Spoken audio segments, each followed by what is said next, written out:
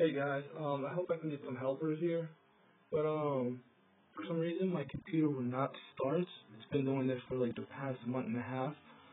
It usually takes me to the screen, and every time I press start window normally, it always takes me to this page where it says window failure, failed to load because a critical actually system driver is missing or corrupted.